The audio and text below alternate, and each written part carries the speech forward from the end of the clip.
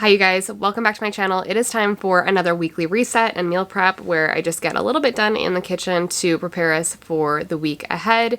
Now we are in full swing in the garden. We're starting to get some good harvest out of here.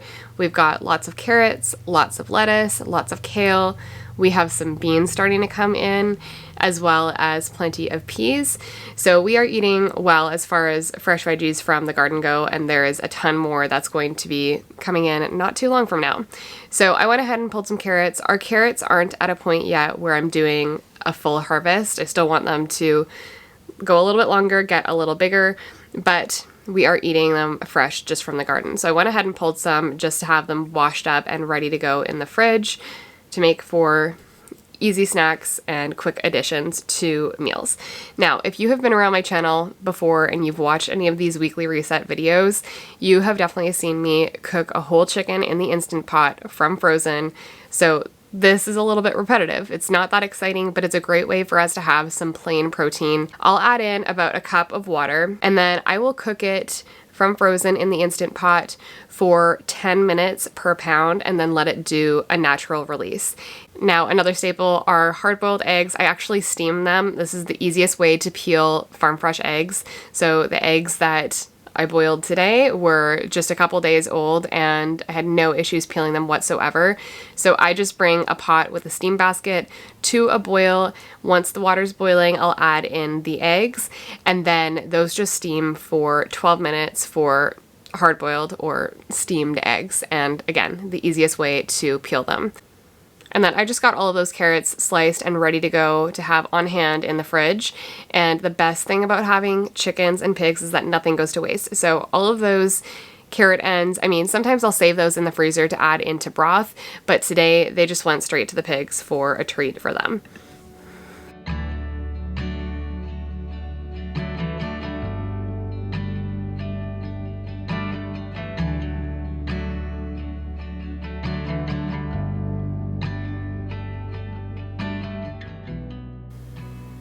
With all the fresh veggies that we have coming in from the garden, a big focus of mine today was getting a bunch of additions for our salads ready to go, just to make those come together really easily. And so one of the things that I wanted to do were some candied nuts. So I did candied walnuts today, and I did like a maple candied walnut. So for these, I just did 2 cups of walnuts. And then to that, I added 1/3 of a cup of pure maple syrup. And then for spices, you can really do whatever sounds good to you. I did some cinnamon, lots of chili flakes, and then a little bit of flaky salt. And then you just get that all mixed together really well. That gets spread out on a parchment lined baking sheet. And then I bake those in a 375-degree oven for about 15 to 20 minutes.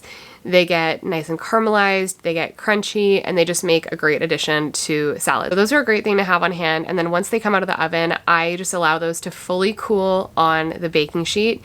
And they also make a great addition to a cheese plate or a charcuterie board. So lots of different ways that you can use them, and they will store really well in just an airtight container in the pantry.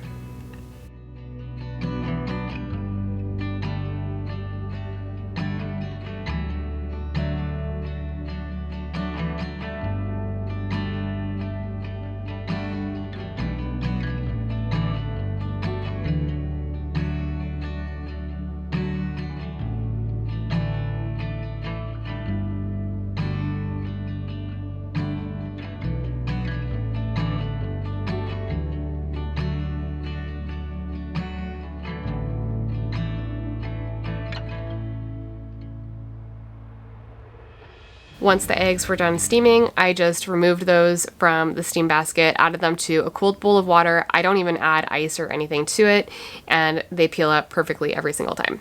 Another thing that I wanted to get restocked on were some salad dressings. So we really do try and eat seasonally. That means through the fall and winter, we're eating more root vegetables or either frozen or canned vegetables that we've put up. And so we're really not doing a whole lot of salads. So it's spring through summer that we are eating more salads. So it was time to restock the fridge on a couple dressings to have on hand, again, just to make these meals come together really easily. And if you haven't made homemade salad dressing before, there's really nothing to it. It's beyond simple, way better ingredients than what you can find in store, and a lot better flavor as well. So I got a couple cloves of garlic chopped up. I did about a clove per recipe. I'm doing 2 different dressings today. One is going to be a maple balsamic and the other one is going to be a red wine vinaigrette. So I really don't measure when it comes to my dressings at this point. I just eyeball it and they always turn out great. But if you are somebody that likes to follow a recipe with measurements to a T, then I will be sure to leave the recipes for these dressings in the description box down below. But typically when it comes to salad dressings, I am doing a ratio of 2-to-1 oil to vinegar. So I'm using olive oil today and then balsamic vinegar for my balsamic vinaigrette. For that, I also add in a little bit of maple syrup, which just adds some sweetness to it. I do some salt, lots of pepper, and then I like to add in a little bit of either dried basil or Italian seasoning, and then I always do some Dijon mustard as well. And then I just shake this up and that'll store in the fridge. The oil will harden, but I'll just pull it out a little bit before we are making our salads, give it a good shake, and that works perfectly.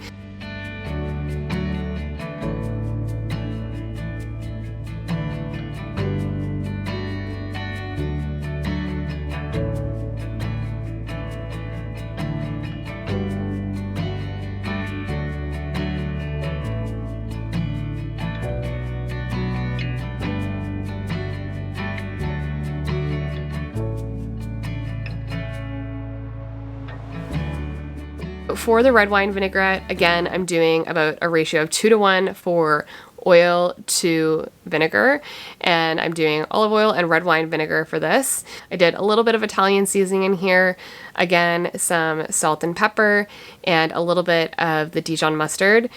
And the Dijon is going to add some good flavor, but it also does help to emulsify the dressings.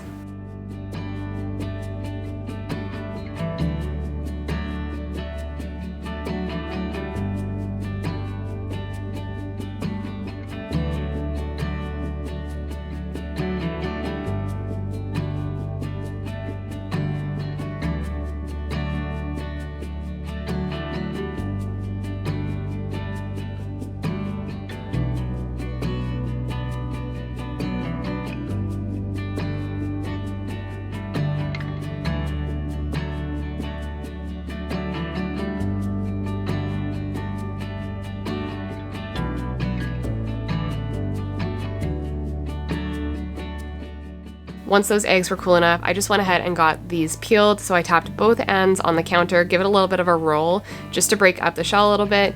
And after you get off that first little piece of shell, it pretty much comes off in 2 or 3 pieces, which if you have ever tried to peel a farm fresh egg is pretty incredible because that is not usually how it goes.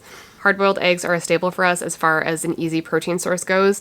They're also going to be a great addition to all of these salads that I know we're going to be eating this week. I also wanted to restock our freezer with some frozen smoothies. This is something that my husband likes to take with him to work. Really easy to just store in the freezer, pull them out in the morning, and by around lunchtime, they have thawed enough that you can give it a little bit of shake and have a smoothie ready to go. So for these, I did a can of full fat coconut milk, and then I did another can's worth of just filtered water. And then for protein today, I did collagen peptides. Collagen is not a complete protein, but I know he'll be having this alongside other protein sources, so I'm not too concerned about that. So when I'm making the smoothies, I just try and plan out how many I'm planning to get from that batch and then do protein accordingly. So I did 2 scoops per smoothie, and I knew that I was going to be getting about 5 smoothies today from this batch. For fruit today, I just did frozen mixed berries. You can really do whatever sounds good to you. We are still using store-bought berries, but not for much longer. This is honestly probably the last bag of frozen berries that I'm going to buy from the store for a while. We are not far off from being drowning in blackberries, and our raspberries have really started to pick up. So I am slowly filling our freezer with those, and it'll be nice to be using our own berries again for smoothies. Once I had that all blended up, I went ahead and got my smoothie divided between my wide mouth jars. I have never had an issue with freezing in canning jars as long as you're using a wide mouth jar and not a regular mouth jar, and you're leaving plenty of headspace. You really should not run into any issues. So I like to leave at least 1.5 inches of headspace, and that gives this plenty of room to expand without the risk of the jar breaking. Got my lids on these. This is the perfect way to use old canning lids, and then these just went straight into the freezer and they'll be ready to go when we need them. Once the maple candied walnuts were fully cooled, I just went ahead and broke those apart, store them in a glass jar in the pantry, and they make a great addition to salads. So we'll do green salads with some of the hard-boiled egg and the shredded chicken, some of these maple candied nuts, some homemade dressing, and maybe some feta cheese or goat cheese. Makes for an awesome salad. These nuts are also great if you have canned beets to use up. That's something that I've been doing. Some canned beets with a little bit of olive oil and balsamic vinegar, or just a balsamic vinaigrette, some feta cheese, and some of the candied nuts makes for a great side salad as well. Once the chicken was cool enough to handle, I just went ahead and got that shredded. And the other thing that I love about doing this in the Instant Pot is I can leave the bones in there, top it off with water, add in some veggie scraps if I've got them, and just turn it on to high pressure for 4 hours, and I've got chicken bone broth ready to go. That wraps up my meal prep for the week today. Thank you guys for joining me for another day in the kitchen, and I will see you in the next video.